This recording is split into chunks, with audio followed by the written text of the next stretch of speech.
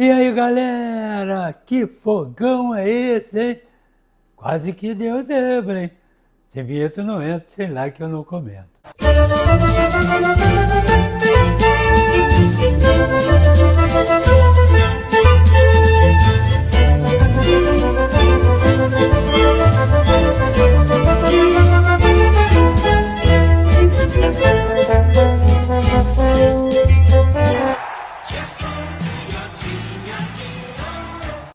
Agora, olha aqui, é impressionante quando a gente discute aqui, quando a gente fala aqui sobre o meio do campo. Não adianta. Meio do campo arrumado, você ganha o jogo sempre. Mas sempre. É um jogo sempre. Primeiro, que você defende a sua defesa. Né? Facilita para a galera lá de trás. E bota a galera da frente na cara do gol. Esse é o meio do campo, que marca certo, domina a bola, joga. Foi exatamente o que o Botafogo fez. Ficou nítido nesse jogo contra o Estudiantes, o meio do campo do Botafogo.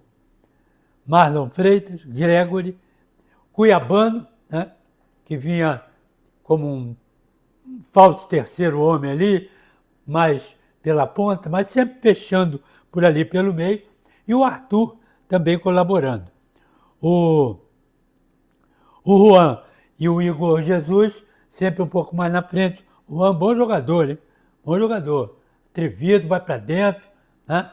Fez um golaço porque vinha acompanhando e acreditou no cruzamento do Arthur, mas ele saía da ponta e vinha para meia e de centroavante. De vez em quando ele estava, que isso é muito bom, para quem vem chegando de frente, os dois enfiados aqui, tanto o Igor Jesus como o Ryan, o Juan, por aqui pelo meio. Então, normalmente, tinha sempre dois homens de frente para receber lançamento, para receber toque de bola, até para vir um pouquinho, para sair jogando, porque os dois, o Igor e o Juan, sabem jogar. Pode chamar para o jogo, que não tem problema. Né? Então, isso tudo facilitava, né, o trabalho dos caras de frente, desde que o toque vinha bonito lá de trás, principalmente do Gregory e o Marlon Freitas. Marlon Freitas hoje, pelo menos hoje mais do que das outras vezes, ele saiu um pouco mais. Quem ficou atrás é o Gregory. Por isso que eu não sei se vai acontecer, tomara que aconteça, que eu já venho falando nisso aí há uns 32 anos. E esses três treinadores que passaram lá na seleção não atinaram para isso. Ou não enxergaram. A realidade foi essa. Esses dois, Marlon Freitas e Gregory, que há muito tempo já vem jogando bem, e há muito tempo que eu venho falando que é o meu meio do campo, ou pelo menos era o meu meio do campo. Não sei o que esse treinador Ancelotti vai pensar, ou ele pensa ou vai fazer, mas antes era Gregory, Marlon Freitas e o Gerson. Todo mundo sabe disso há 300 anos. Muito bem, e hoje não foi diferente. Esses dois e mais o Arthur acabaram com o jogo. O Arthur vinha aqui no meio, tocava a bola e ia embora. Ponta, meia, né? Esperto, de um lado e de outro do campo. E um outro detalhe, ele não só faz a jogada pessoal, a jogada dele, pelo talento dele, como ele aciona os caras, mete o cruzamento, né? Toca curtinho, aparece para a tabela no meio da área, principalmente aqui pelo lado direito, que vem apoiando o Vitinho, que estava muito bem também na partida, apoiando bem ali e batendo sempre no gol. Eu não sou contra, mas nem a favor, muito pelo contrário. O Alex Telles. O Alex Telles, ele foi jogador de seleção brasileira, cara. Ele entrou na seleção, lateral esquerdo lá, um monte de vezes. Mas o cara, toda hora que cruza, ele cruza em cima do Beck, cara, que está aí, do lateral, ou do cara do meio do campo. Ou então ele vira lá do outro lado que não tem ninguém. Aí vai o Vitinho desesperado, lá beirando a linha de fundo. Pô, presta atenção, cara. Não é chegar na ponta e cruzar. Não é. Às vezes você faz uma jogadinha boa, faz uma tabela, e agora que o Cuiabano vem do meio do campo e quase sempre está pela meia esquerda ou pela ponta esquerda, faz uma jogadinha com ele ali. Não teve uma, cara. Aí fica difícil de você argumentar se precisa de um outro jogador aí nesse setor aí. Bom, mas de uma maneira ou de outra, o Estudiantes, ele tem Alário, Palácios, que é o melhor jogador dele, foi o cara que fez os 2 gols, eu já vou falar. Ele tem o Arzamendia também. Ele tem o Sousa, também um jogador bom de meio do campo. Eles têm uma jogadinha, né? É time argentino, não se apavora com nada. Ele está tocando, quer saber o que vai dar. De vez em quando ele vai lá. E foi o que aconteceu. Mas o primeiro tempo foi todo do Botafogo, tanto é que saiu ganhando o jogo com esse gol do Juan aos 42 minutos. Mas olha, o Igor Jesus de cabeça, e o goleiro fez uma grande defesa. Arthur na linha de fundo cruzou, e o Cuiabano perdeu o gol. Olha o Arthur de novo. 33 minutos, o Johnny saiu mal e quase que tomou o gol pela saída péssima dele. Tem que prestar atenção. Ele quer, às vezes, como se fosse um fenômeno. Domina a bola, olha, aí mete a bola ali no pé do cara ou na dividida, ou com o meio do campo que veio buscar, ou para o zagueiro. Então, tem que botar na cabeça dele que ele não sabe nada com os pés. Atrasado para ele, chuta para frente, acabou o problema. Não queira dominar, arrumar, ajeitar, que ele não sabe para isso. Não adianta. Alguém tem que dizer isso a ele. Todo jogo ele está complicando. Uma jogada, pode não complicar muito, mas uma, duas, ele está complicando. Agora, como goleiro, não. Está lá dentro do gol, ele pega pra caramba. Agora, com a bola no pé, ele está assustando todo mundo. E aí veio, 42 minutos, o Arthur, né, cruzou. Ele recebeu o cruzamento, ajeitou, cruzou aqui, meteu a bola, e o Juan entrou lá pelo fundo, de carrinho, porque foi uma bola rápida, e metiu o primeiro gol. Então, o Botafogo poderia ter feito no primeiro tempo 2 gols, tranquilamente, sem problema. Bem, e no segundo tempo, a coisa deu uma complicada. Exatamente o que eu estava falando no início do nosso bate-papo. Problema do meio do campo. Bom, 7 minutos de jogo, córner, Mancilla saiu mal e o Igor meteu o gol de cabeça. 7 minutos de jogo. Muito bem. Aí, deitou na sombra. 2-0, tá tranquilo. 7 minutos de jogo, os caras não vão aguentar. Aí o que aconteceu? É o que nós estamos discutindo. O meio do campo do Botafogo caiu, sumiu. Aí sumiram Marlon Freitas, com aquele toque importante do primeiro tempo, o Gregory, com aquela marcação e aquele toque de meio do campo, Cuiabano abriu um pouco, saiu mais do meio, esqueceu mais do meio, e o Arthur ficou desesperado para compor o meio, que ele, desde o primeiro tempo que ele vinha no meio, e arrancava, né? E ele ficou, né, a meio termo ali. Para onde eu vou? Vou ajudar? E quem vai puxar o contra-ataque? Quem vai jogar aqui pelo lado direito? Eu? Aí ele ficou no meio termo, apagou. Mesmo assim, quando a bola batia no pé dele, ele fazia o furor por aqui, pela meia, tentando se juntar e tentando acionar da direita para o meio o Igor Jesus e o Juan, mas desesperado, porque o meio do campo apagou, cara. Sumiu o meio do campo. Com isso, lógico, sumiram os jogadores, praticamente, os principais jogadores. que apoiam. Cadê os laterais? Para puxar esse jogo, já que o meio está ruim. Porque o time argentino completou o meio e começou a ganhar terreno.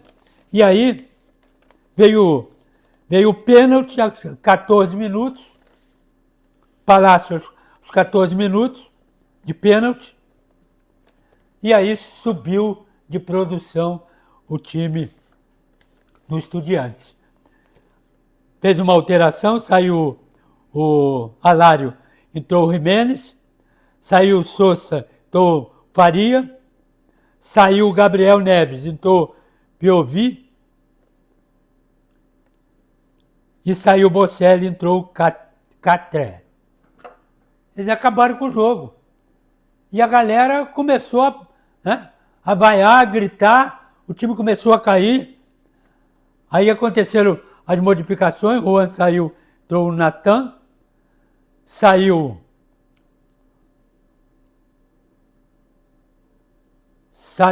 o Alex, entrou o Jefinho. Resultado, esse pênalti foi meio complicado, porque o argentino veio tocando, o Palácio ninguém marcava na meia, ele vinha da meia direita, ele vinha no centro, no meio, arrumava a bola e partia com a bola dominada e tocando o jogo. Como o meio do campo do Botafogo apagou, meio do campo apagou o ataque e a defesa, aquilo que nós estamos dizendo no início. E a defesa ficou desguarnecida, cara. Porque o meio do campo abriu. O cuiabano vinha de lá atrasado na marcação. E os dois, tanto o Marlon Freitas como o Gregory, sozinhos, para segurar o meio do campo, que eles botaram 3-4 no meio do campo para apertar a frente. E aí, saiu aos 14 minutos o pênalti, 7 minutos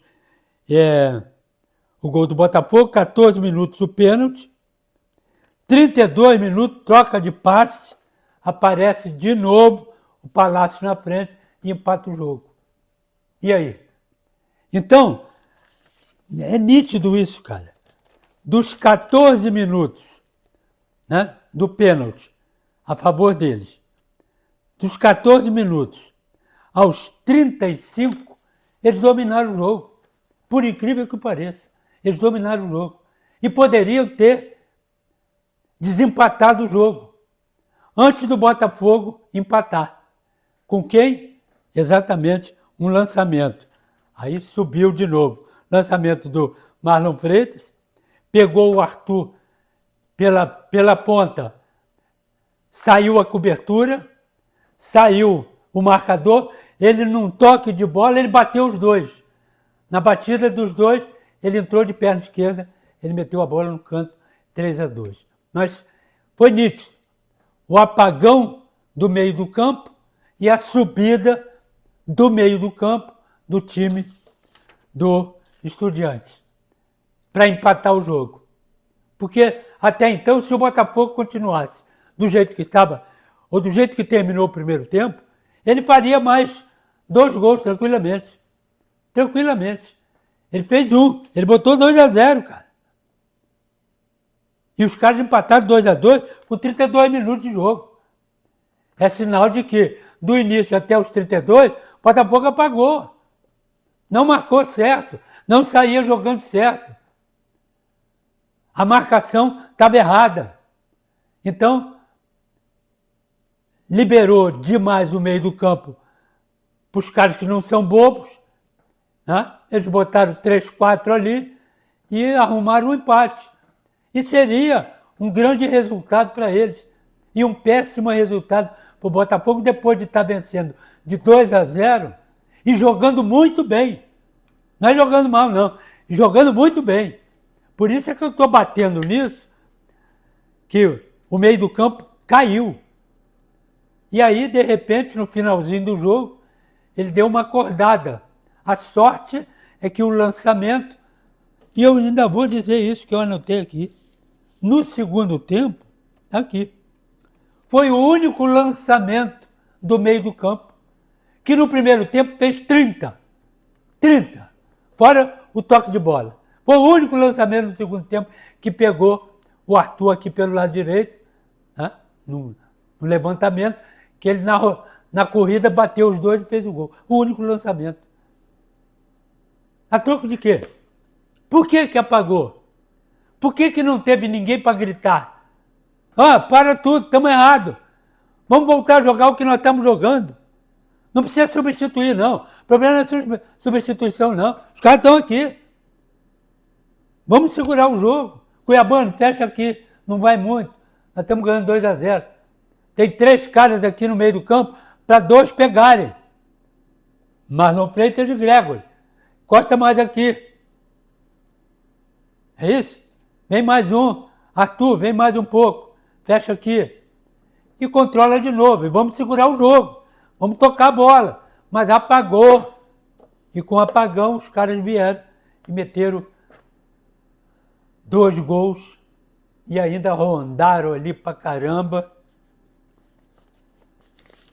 Juizinho também.